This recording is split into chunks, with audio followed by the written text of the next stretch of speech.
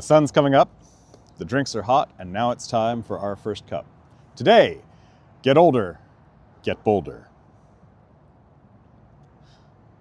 I'm recording this in March 2025, which, if you're in the United States or many other places in the world, that means that we're in the midst of questioning a lot of things.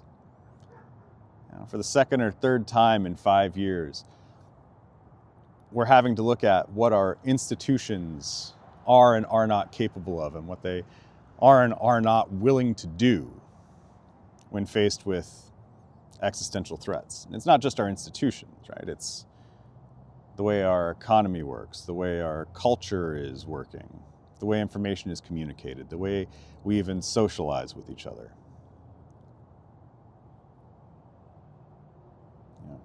In some ways, what started in March 2020 with the pandemic and the lockdowns never really ended. It's all been kind of churning since then. It seems like every year comes with another revelation about something that at least I thought worked a particular way, showing that it's a lot more limited than I may have wanted to believe.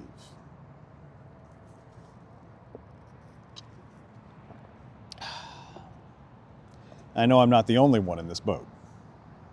And that's why today, on my birthday, with this year's Get Older, Get Bolder, one of the things I'm going to be doing for myself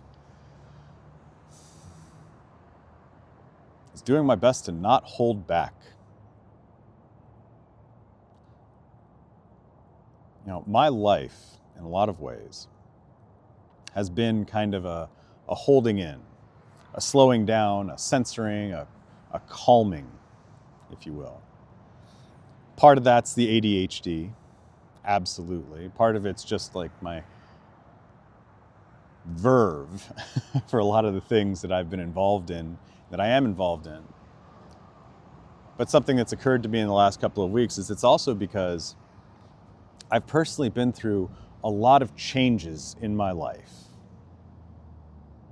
Personally, politically, professionally, intellectually, in terms of location, which also, by the way, welcome to Santa Ana today. Down here for some work. But I've been through a lot of changes. And one of the things that I've noticed is that when I talk to people who haven't been through as many changes, is that they're a lot more invested in the world working the way that they think it does, or the way that they want to think it does, or they want to. Which is kind of funny, right? Because I said, on the front end, I've been learning that a lot of things don't really function the way that I want them to. At least one big revelation like that a year since 2020. But I get it, right? Especially in times of upheaval, some people just want to bring it in. And I get that. But what I think is not nearly as okay is asking others to bring it in. I don't think it's been okay that I've been asked to bring it in as much as I have. In fact, I think it's been not just worse for me, but worse for a lot of the things that I've been involved in.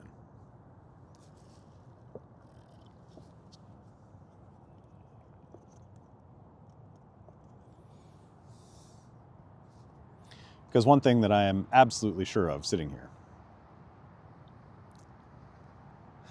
is that a lot of these institutions, a lot of these kind of cultural integrations and relationships, a lot of the world as it exists is disruptible right now, specifically because people have been too calm. That calmness is translated into kind of a cadence of decay. It's translated into slowness. It's translated into not being able to comprehend, let alone engage alternate ways of seeing how things could be. It's a lack of imagination. And one of the things that I find in quieting myself is that I've also quieted my imagination in a lot of the things that I've done. I made those choices when I was in those institutions, working on those projects, doing whatever. I made those choices. I fully own that. And I understand why I made them, right? It was all for the sake of propriety or for helping maintain whatever was going on. But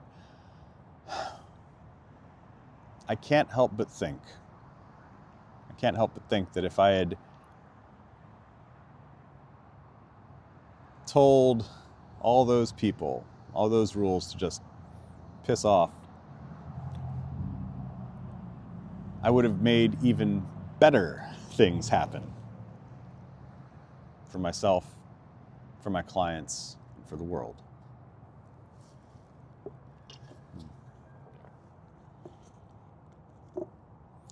So this year, for myself, I pledged to be more me.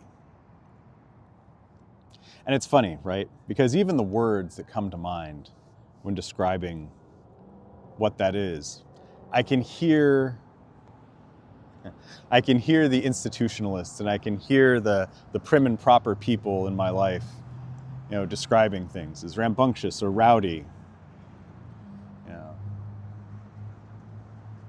But the truth is that they're not rambunctious, they're not rowdy, they're just different.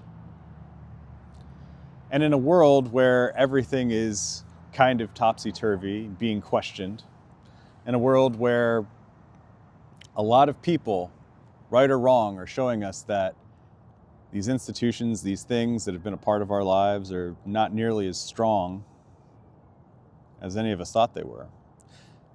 The reality is that the only thing to be right now is who you are. And not just in my case, but in many others, I think that means very specifically that we must get older and get bolder.